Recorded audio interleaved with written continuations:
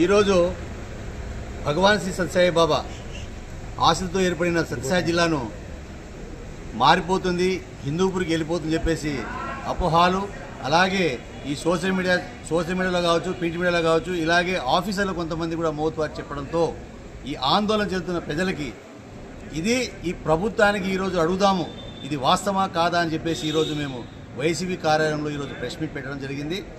అలాగే మేమేం చెప్తున్నామంటే మా ముఖ్య డిమాండ్ ఏమంటే, మీ ప్రభుత్వానికి చెప్పేది ఒకటే, అయ్యా పుట్టపర్తి శ్రీ సత్యసాయి బాబా అని పేరు నామకరణం చేసిన తర్వాత సత్యసాయి జిల్లాను అన్ని రకాలుగా 6 కాన్స్టిట్యున్సీ మధ్యలో ఉన్న ఈ సత్యసాయి జిల్లాను మీరు హిందూపురంగా ఏ బేస్లో తీసుకెళ్తారనేది ఒక క్వశ్చన్.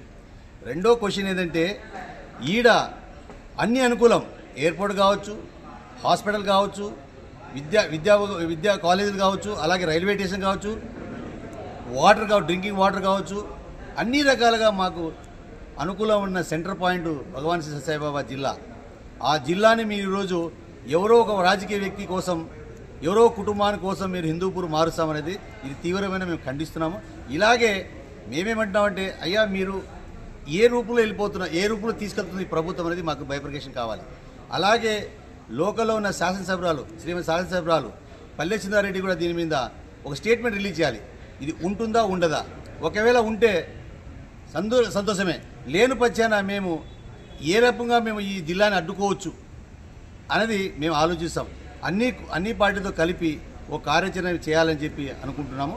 అలాగే ఈ రోజులో ఒక జిల్లా ఉందని చెప్పి స్థాయిలో రియల్ ఎస్టేట్ కావచ్చు, రియల్ ఎస్టేట్లో అప్పులు 100 కోట్ల అప్పులు తీసుకొచ్చి ఈరోజు వాళ్ళు అపార్ట్మెంట్స్ కానీ ల్యాండ్ కానీ అన్ని తీసుకొని, దాంతోపాటు ఉద్యోగ సంఘాలు ఉద్యోగస్తులు కూడా పాపం వాళ్ళు కూడా పిల్లలకి చదివించుకోవడానికి స్కూల్స్ అన్ని సెటప్ చేసేసినారు, ఎందుకంటే జిల్లా పర్మనెంట్గా ఉంటుందని చెప్పేసి.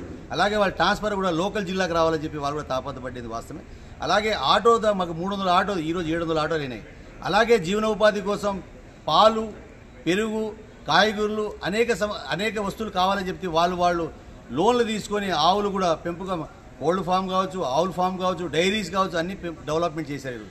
ఈ టైంలో అందరూ బతికే టైంలో ఆ ఆదాయం వచ్చే సమయంలో మీరు ఇలాంటివి ఒక సోషల్ మీడియా ద్వారానో మీరే చేస్తున్నారో లేదంటే వేరే వాళ్ళు చేపిస్తున్నారో తెలియదు, కానీ ఇది ఆందోళనగా ఉంది. దయచేసి మేము ప్రభుత్వాన్ని డిమాండ్, దయచేసి మీరు ఇది ఎస్ ఆర్ నో, ఇది ఉందా లేదా అనేది ఒక స్టేట్మెంట్ అనేది వదలాలని చెప్పేసి ప్రభుత్వానికి ముఖ్య డిమాండ్గా నేను చేస్తున్నాను.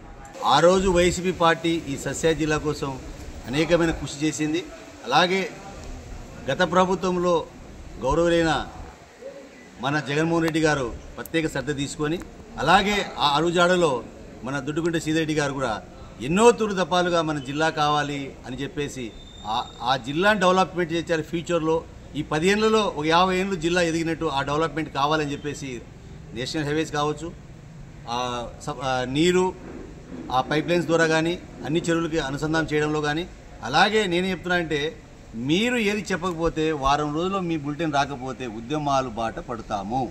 ఎందుకంటున్నామంటే, ఈరా ఉద్యమాలు చేయలేరు, వన్ సైడ్ అని చెప్పి మీరు అనుకోవద్దండి. దయచేసి ఇది చాలా సెన్సిటివ్ విషయం అయిపోయింది.